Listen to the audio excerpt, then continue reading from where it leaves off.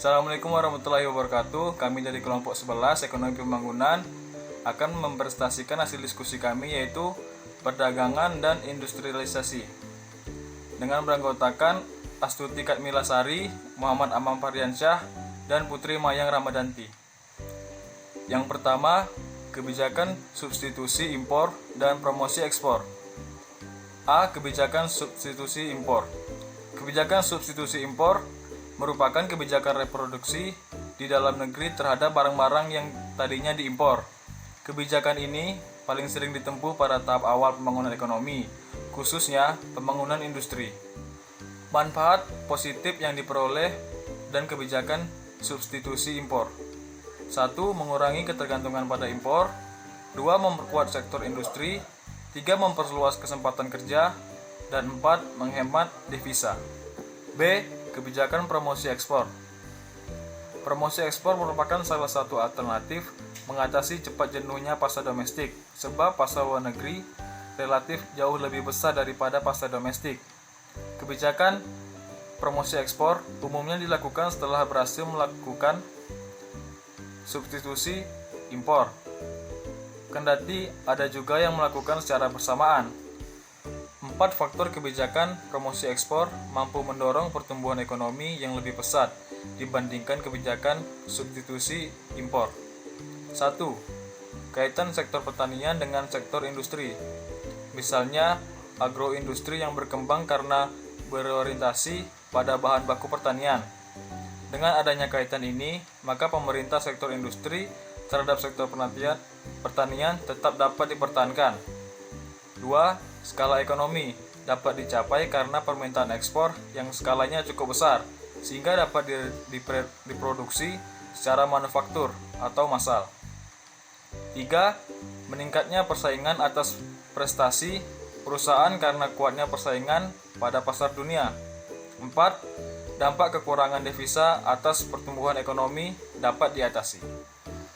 Meskipun kebijakan promosi ekspor memberikan manfaat, namun juga ada beberapa masalah. 1. Cepat jenuhnya pasar internasional. Cepat jenuhnya pasar internasional disebabkan oleh faktor permintaan dan penawaran. Dilihat dari sisi permintaan, apa yang diekspor oleh NSB seperti pakaian, makanan olahan, barang-barang elektronik sederhana, bahkan kendaraan, umumnya merupakan barang kebutuhan pokok bagi negara maju. Sebagai barang kebutuhan pokok, elastisitas permintaannya sangat rendah, sehingga pasarnya relatif tetap. 2. Makin kuatnya kebijakan proteksi oleh negara-negara maju, sekalipun negara-negara maju memiliki keunggulan komparatif dan dalam produksi, teknologi, padat modal, dan ilmu pengetahuan. Mereka tetap melakukan proteksi terhadap industri-industri yang berteknologi sederhana. Yang kedua, perdagangan internasional sebagai pendorong pembangunan.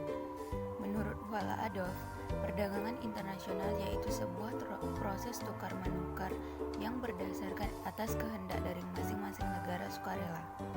Salah satu tujuan perdagangan internasional adalah untuk meningkatkan GDP, Gross Domestic Product, atau total nilai produksi barang dan jasa dalam suatu negara selama 1 tahun.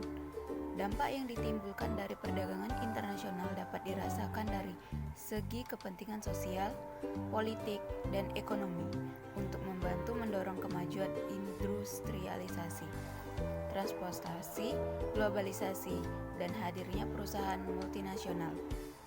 Faktor yang mendorong perdagangan internasional yaitu adanya pasar bebas, adanya perbedaan kondisi geografis, peningkatan perkembangan teknologi dan informasi, serta adanya perbedaan teknologi. Yang ketiga, pendapat pesimis dan optimis tentang perdagangan internasional. Kondisi global yang masih menghadapi ketidakpastian dapat membuat pemerintah pesimistis terhadap target pertumbuhan ekonomi.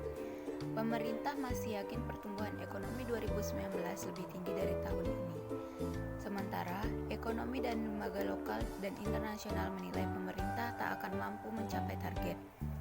Dalam asumsi makro anggaran pendapatan dan belanja negara APBN 2019, pemerintah dan DPR mematok pertumbuhan ekonomi sebesar 5,3%. Bahkan, Menteri Koordinator Bidang Perekonomian Nasution meyakini pertumbuhan ekonomi Indonesia tahun depan bisa lebih tinggi dan dipatok APBN.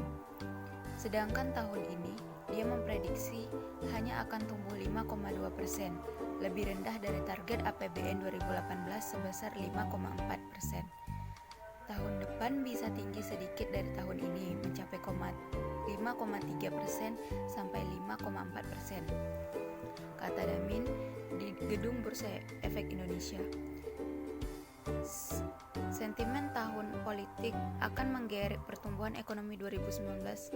Konsumsi masih menjadi motor penggerak utama perekonomian. Tahun politik akan meningkatkan aktivitas ekonomi, terutama dari konsumsi pemerintah dan rumah tangga. Keyakinan pemerintah mengenai perekonomian Indonesia 2019 ternyata tidak didukung oleh Bank Dunia dan Dana Moneter Internasional. Mereka menilai sulit mencapai target pertumbuhan 5,3%. Lembaga peringkat global seperti Fitch dan S&P memprediksi perekonomian Indonesia tahun depan hanya akan mencapai 5,2%. Bahkan proyeksi Moody's hanya 4,8%, lebih rendah dari tahun ini. Indonesia dianggap masih rentan terhadap sentimen eksternal. Sebenarnya pemerintah sadar ada sejumlah tantangan yang akan terjadi. Pemerintah akan menghadapi dengan berbagai kebijakan agar pertumbuhan ekonomi tetap positif. Menteri Keuangan Sri Mulyani Indrawati mengatakan pemerintah akan tetap menjaga agar pertumbuhan ekonomi tahun depan di kisaran 5,4%. Kementerian Keuangan mengungkapkan untuk mencapai pertumbuhan ekonomi sebesar 5,3%, Indonesia membutuhkan investasi sebesar 5,6 triliun. Mayoritas atau 80% kebutuhan dana investasi itu mengandalkan sektor swasta. Menurut staf ahli bidang kebijakan dan regulasi jasa keuangan dan pasar modal Kementerian Keuangan, Arif Baharudin, pemerintah hanya mampu berkontribusi 8% dan badan usaha milik negara atau BUMN sebesar 11%. Untuk memenuhi kebutuhan investasi tersebut, diperlukan sumber pembiayaan dari berbagai instrumen investasi seperti perbankan, saham, obligasi, dan dana internal masyarakat. Penyumbang terbesar diharapkan berasal dari sumber dana internal masyarakat sebesar 66-72%. Sementara itu, saham dan obligasi diharapkan dapat menyumbang peran investasi hingga 12,9% sampai 14,2%. Integrasi ekonomi. Definisi integrasi ekonomi secara umum adalah pencabutan atau penghapusan hambatan-hambatan ekonomi di antara dua atau lebih perekonomian negara. Secara operasional, didefinisikan sebagai pencabutan atau penghapusan diskriminasi dan penyatuan politik, kebijaksanaan seperti norma, peraturan, dan prosedur. Tujuan utama pembentukan integrasi ekonomi. Yang pertama, mencapai pertumbuhan ekonomi melalui penciptaan perluasan pasar.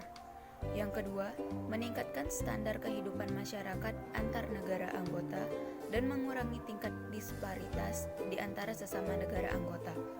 Yang ketiga, meningkatkan status politik negara anggota dalam konstelasi politik dunia. Yang keempat, menemukan solusi yang kooperatif dalam permasalahan sosial dan politik di antara negara anggota. Integrasi ekonomi mencakup 3 hal pokok, yaitu yang pertama, perdagangan barang dan jasa, yang kedua investasi, dan yang terakhir keuangan. Definisi integritas ekonomi kaum liberal. Kaum liberal meyakini bahwa perdagangan bebas akan membawa perdamaian dalam hubungan internasional. Karena perdagangan bebas akan menciptakan interdependensi dan kerjasama yang saling menguntungkan antara negara-negara pelaku pasar, kebebasan, persamaan individu, serta terciptanya sistem dunia tanpa batasan. Dampak dari integrasi ekonomi. Menurut Cecini 1988, integrasi ekonomi berdampak pada makro dan mikroekonomi. Yang pertama, makroekonomi. Dampak makroekonomi ditunjukkan oleh adanya pengurangan tarif yang membawa konsekuensi pada penurunan biaya perdagangan, mendorong persaingan, mendorong penurunan terhadap harga barang di pasar. Dan yang kedua, Mikroekonomi. Dampak mikroekonomi berkaitan dengan penurunan, penghapusan terhadap berbagai hambatan dalam perdagangan internasional, penurunan harga produk di pasar regional, mempengaruhi perbaikan pada industri dalam negeri. 5. Kebijakan dan reformasi perdagangan di Indonesia. Kurang lebih selama 1 dekade ini terdapat perubahan ekonomi yang cukup mendasar di Indonesia. Gelombang krisis ekonomi datang tiada henti dan menjadi salah satu sebab penting terjadinya perubahan ekonomi tersebut. Dalam menyikapi masalah ini, pemerintah telah berbuat semampunya untuk mengatasi krisis ekonomi itu. Salah satunya dengan mendesain kebijakan reformasi ekonomi pada beberapa aspek tertentu. Misalnya upaya pemerintah untuk menunjukkan hasilnya. Namun, perlu juga disadari reformasi ekonomi itu masih meninggalkan banyak masalah. Salah satu sumber penting yang menjadi sebab munculnya persoalan tersebut adalah diabaikannya aspek kelembagaan sebagai pilar penting dalam menjalankan reformasi ekonomi. Secara lebih sistematis, reformasi ekonomi Indonesia dapat dibuat dalam 3 level berikut. Yang pertama, reformasi ekonomi pada lapis makro dimulai pada dekade 1980-an ketika beberapa sektor ekonomi seperti manufaktur, perbankan, transportasi, dan lain-lain. Dan yang kedua, reformasi ekonomi pada level meso, yakni mendesain manajemen pembangunan ekonomi seperti politik yang mempunyai desentralisasi yang kemudian dikenal dengan istilah otonomi daerah. Manajemen sentralisasi di masa lalu dipandang sebagai sumber otonomi daerah. Dan yang ketiga, reformasi pada level mikro, perekonomian berjalan secara sehat yang dirumuskan dalam Undang-Undang Nomor 5 Tahun 1999 tentang larangan praktik monopoli dan persaingan usaha tidak sehat. Sebelum periode 1997 sampai dengan 1998, perekonomian nasional dikenal sangat distortif karena penguasaan ekonomi digenggam oleh segelintir pelaku ekonomi. Dalam perkembangannya, ternyata kebijakan reformasi itu menimbulkan soal-soal akut berikut. Yang pertama, liberalisasi keuangan hanya menjadi instrumen menafkahi kepentingan sektor keuangan itu sendiri, bukan menumbuhkan sektor ini. Yang kedua, petani makin terjebak karena kontrol harga dilepas. Sementara penentu harga atau price maker adalah perdagangan. Hasilnya, harga komoditas melambung, tapi nisbah ekonomi terbesar tidak jatuh ke petani. Yang ketiga, pertumbuhan ekonomi ditopang oleh non-tradable sektor yang import kontennya tinggi dan penyerapan tenaga kerjanya rendah.